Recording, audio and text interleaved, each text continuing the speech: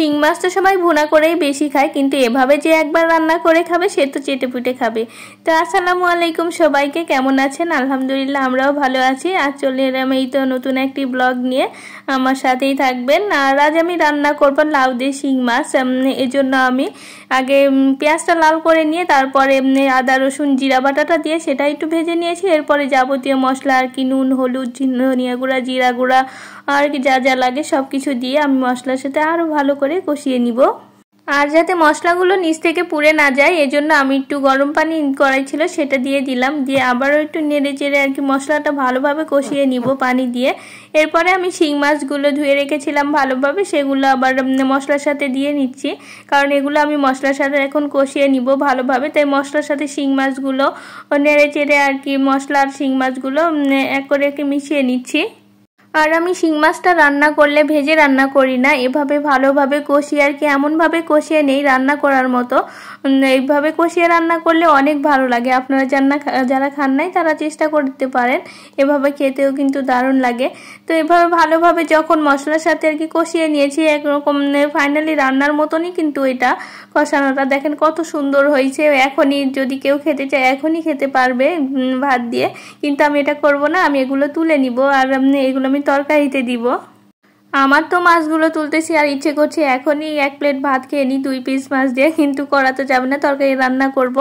আর এখানে আমি মশলা থেকে তুলে নিয়ে যে বাকি মশলাগুলো ছিল সেখানে আমি লাউগুলো ঢেলে দিব। আর লাউগুলো আমি এভাবে কিউব করে কেটে নিয়েছি। আর মশলাতে যেহেতু পানি ছিল না সে তো নিচে পুড়ে যাওয়ার সম্ভাবনা ছিল, তাই আমি একটু পানি দিয়ে নিলাম। আর খুব একটা পানি দিতে হবে না, কারণ লাউ থেকে এমনিতেই পানি বের হবে।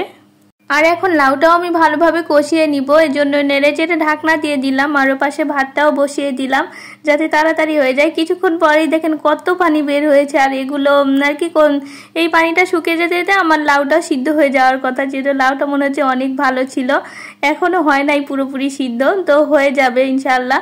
তো এইভাবে নেড়ে চেড়ে আর কি দিতে হবে। তো কিছুক্ষণের মধ্যেই দেখেন পানিটাও শুকিয়ে গেছে আর মনে হচ্ছে যে খুবই সিদ্ধ হয়ে গেছে। তাই আমি একটু খুন্তি দিয়ে দেখলাম, ও মা একেবারে দেখি খুন্তিটা অনায়াসে বসে যাচ্ছে, একদম সিদ্ধ মানে কি গলে গেছে। এখন আমি তরকারিতে ঝোলটাও দিয়ে দিলাম, খুব একটা পানি লাগবে না কারণ যেহেতু সিদ্ধ হয়েই ছিল আগে থেকে, তাই অল্প পরিমাণে দিয়ে কিছুক্ষণের জন্য ঢেকে দিয়েছিলাম। এই তো বলক চলে এসেছে আর ওপর থেকে আমি মাছটাও দিয়ে দিলাম। লাউ তো আমার বাসায় সবাই পছন্দ করে, আর লাউ হচ্ছে আমার হাজবেন্ডের খুবই পছন্দের একটি খাবার। আর এভাবে রান্না করলে লাউ আর শিং মাছের কম্বিনেশনটাতে এতটা মজাদার, না খেলে বোঝাতে পারবো না। আপনারা যদি কেউ না খেয়ে থাকেন প্লিজ একবার হলেও রান্না করে খেয়ে দেখেন, কতটা দারুণ লাগে, এত মানে টেস্টি হয়।